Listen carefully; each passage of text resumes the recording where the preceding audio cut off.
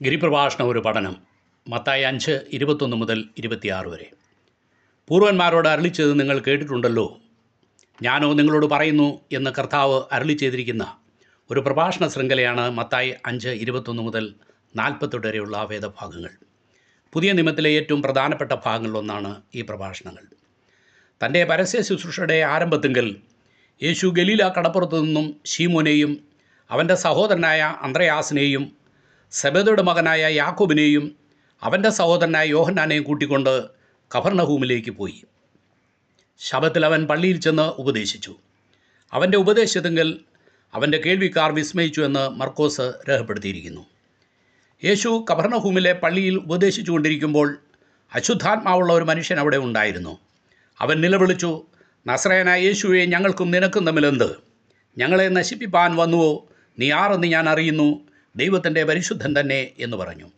യേശു അതിനെ ശാസിച്ചു, മിണ്ടരുത്, അവനെ വിട്ടുപോ എന്ന് പറഞ്ഞു. അപ്പോൾ അശുദ്ധാത്മാവ് അവനെ ഇഴച്ചു, ഉറക്കെ നിലവിളിച്ചു, അവനെ വിട്ടുപോയി. എല്ലാവരും ആശ്ചര്യപ്പെട്ടു, ഇതെന്ത് ഒരു പുതിയ ഉപദേശം! അവൻ അധികാരത്തോടെ അശുദ്ധാത്മാക്കളോടും കൽപ്പിക്കുന്നു, അവ അവനെ അനുസരിക്കുകയും ചെയ്യുന്നു എന്ന് പറഞ്ഞു അവർ തമ്മിൽ വാദിച്ചു കൊണ്ടിരുന്നു. അവൻ്റെ ശ്രുതി വേഗത്തിൽ ഗലീല എങ്ങും പരന്നു. യേശു പുരുഷാരത്തെ കണ്ടാറെ മലമേൽ കയറി അവൻ തിരുവായ്മൊഴിഞ്ഞ് അവരെ ഉപദേശിച്ചു. കൊല ചെയ്യരുതെന്നും ആരെങ്കിലും കൊല ചെയ്താൽ അവൻ ന്യായവിധിക്ക് യോഗ്യനാകുമെന്നും പൂർവന്മാരോട് അരുളിച്ചത് നിങ്ങൾ കേട്ടിട്ടുണ്ടല്ലോ. ഞാനോ നിങ്ങളോട് പറയുന്നു, സഹോദരനോട് കോപിക്കുന്നവനെല്ലാം ന്യായവിധിക്ക് യോഗ്യനാകും. യേശുക്രിസ്തുവിൻ്റെ ഈ പ്രഭാഷണ പരമ്പര തീർന്നപ്പോൾ പുരുഷാരം അവൻ്റെ ഉപദേശങ്ങൾ വിസ്മയിച്ചു എന്ന് മത്തായി രേഖപ്പെടുത്തിയിരിക്കുന്നു. ഭൂമിയിലെ ആദ്യത്തെ കൊലപാതകൻ കായീനാണ്. യഹോവ ഹാബേലിലും അവൻ്റെ വഴിപാടിലും പ്രസാദിച്ചു, കായീനിലും അവൻ്റെ വഴിപാടിലും പ്രസാദിച്ചില്ല. കായീന് ഏറ്റവും കോപമുണ്ടായി, അവൻ്റെ മുഖം വാടി. യഹോവ കായീനോട്, നീ കോപിക്കുന്നത് എന്തിന്? നിൻ്റെ മുഖം വാടുന്നതുമെന്ത്? നീ നന്മ ചെയ്യുന്നുവെങ്കിൽ പ്രസാദമുണ്ടാകില്ലയോ? നീ നന്മ ചെയ്യുന്നില്ലെങ്കിലോ പാപം നിൻ്റെ വാതുക്കൽ കിടക്കുന്നു, അതിൻ്റെ ആഗ്രഹം നിങ്കിലേക്കാകുന്നു, നീയോ അതിനെ കീഴടക്കണം എന്ന് പറഞ്ഞു. എന്നാൽ അവൻ്റെ ഹൃദയത്തിൽ ഉരുവായ കോപമെന്ന പാപത്തെ കീഴടക്കുവാൻ അവന് കഴിഞ്ഞില്ല. അതവനെ തൻ്റെ അനുജനായ ഹാബേലിൻ്റെ കൊലപാതകത്തിലേക്ക് നടത്തി. മനുഷ്യൻ്റെ കോപം ദൈവത്തിൻ്റെ നീതിയെ പ്രവർത്തിക്കുന്നില്ല എന്ന് യാക്കോബ് രേഖപ്പെടുത്തിയിരിക്കുന്നു. മനുഷ്യർ കാണുന്നത് ഒരുവൻ്റെ പുറമെ പ്രത്യക്ഷപ്പെടുന്ന പ്രവൃത്തികളാണ്. പലരുടെയും പുറമേ കാണുന്ന പ്രവൃത്തി മാന്യമായിരിക്കാം, എന്നാൽ അവൻ്റെ ഹൃദയത്തിൻ്റെ ഉള്ളറകളിൽ വളർന്നു വരുന്ന ദുർവികാരങ്ങളെ ആർക്കും കാണുവാൻ കഴിയുകയില്ല. ആ വികാരങ്ങളാണ് ദൈവിക കൽപ്പനാ ലംഘനത്തിലേക്ക് അവനെ നയിക്കുന്നത്. ഞാൻ ചെയ്യുവാൻ ഇച്ഛിക്കുന്ന നന്മ ചെയ്യുന്നില്ലല്ലോ, ഇച്ഛിക്കാത്ത തിന്മയത്രേ ചെയ്യുന്നത്. ഞാൻ ഇച്ഛിക്കാത്തതിനെ ചെയ്യുന്നുവെങ്കിലോ അതിനെ പ്രവർത്തിക്കുന്നത് ഞാനല്ല, എന്നിൽ വസിക്കുന്ന പാപമത്രേ. അങ്ങനെ നന്മ ചെയ്യുവാൻ ഇച്ഛിക്കുന്ന ഞാൻ തിന്മ എൻ്റെ പക്കലുണ്ടെന്നൊരു പ്രമാണം കാണുന്നുവെന്ന് പൗലോസ് രേഖപ്പെടുത്തിയിരിക്കുന്നു. പാപത്തിനെതിരായുള്ള അഥവാ നന്മയും തിന്മയും തമ്മിലുള്ള ഒരു പോരാട്ടം എല്ലാ മനുഷ്യരുടെയും ഹൃദയത്തിൽ നടക്കുന്നു. ഈ പോരാട്ടത്തിൽ തിന്മയെ ജയിക്കുവാൻ ഒരു ദൈവപൈതലിന് കഴിയണം.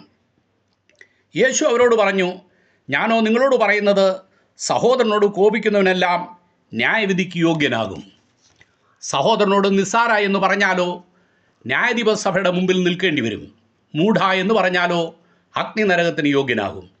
യേശുക്രിസ്തുവിൻ്റെ പഠിപ്പിക്കലുകളുടെ ധാർമ്മിക മാതൃകയാണ് ഈ വാക്യത്തിൽ കാണുന്നത്. കൊല ചെയ്യരുത് എന്ന് ന്യായപ്രമാണം കൽപ്പിച്ചു.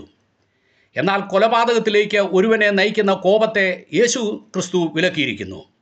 കോപിച്ചാൽ പാപം ചെയ്യാതിരിപ്പിനെന്ന് പൗലൂസും രേഖപ്പെടുത്തിയിരിക്കുന്നു. ഏതൊരു പ്രവൃത്തിയും ഉടലെടുക്കുന്നത് മനുഷ്യൻ്റെ ഹൃദയത്തിൽ നിന്നാണ്. മറ്റുള്ളവർ നമ്മുടെ പുറമേയുള്ള പ്രവൃത്തികളെ കാണുന്നു, എന്നാൽ ഹൃദയത്തിൻ്റെ നിലവുകളെയും ചിന്തകളെയും കർത്താവ് കാണുന്നു. സഹോദരനോട് നിസ്സാര എന്ന് പറഞ്ഞാലോ ന്യായാധിപസഭയുടെ മുൻപിൽ നിൽക്കേണ്ടി വരും. മൂഢ എന്ന് പറഞ്ഞാലോ അഗ്നിനരകത്തിന് യോഗ്യനാകുമെന്ന് കർത്താവ് പറഞ്ഞു. മറ്റൊരുവനെ നിസ്സാരമെന്ന് കാണുവാനുള്ള പ്രവണത അഹങ്കാരത്തിൽ നിന്നും ഉടലെടുക്കുന്നതാണ്. മറ്റുള്ളവരെക്കാൾ ധനവാനെന്നും സൗന്ദര്യവാനെന്നും കഴിവുള്ളവനെന്നും കുടുംബശ്രേഷ്ഠനെന്നും മറ്റുമുള്ള നമ്മുടെ വിചാരങ്ങളാണ് നമ്മെ അഹങ്കാരത്തിലേക്ക് നടത്തുന്നത്. അതുകൊണ്ടാണ് മറ്റുള്ളവനെ നിസ്സാരനെന്ന് ഒരുവൻ കാണുന്നത്. ഒരുവനെ നിസ്സാര എന്ന് പറഞ്ഞാലോ ന്യായാധിപസഭയുടെ മുമ്പാകെ നിൽക്കേണ്ടി വരുമെന്ന് കർത്താവ് പറഞ്ഞിരിക്കുന്നു. മൂഢ എന്ന് പറഞ്ഞാലോ അഗ്നിനരകത്തിന് യോഗ്യനാകും. ദൈവമില്ല എന്ന് മൂഢൻ തൻ്റെ ഹൃദയത്തിൽ പറയുന്നു. അവർ വഷളന്മാരായി മ്ലേച്ഛത പ്രവർത്തിക്കുന്നുവെന്ന് ദാവീദ് രേഖപ്പെടുത്തിയിരിക്കുന്നു.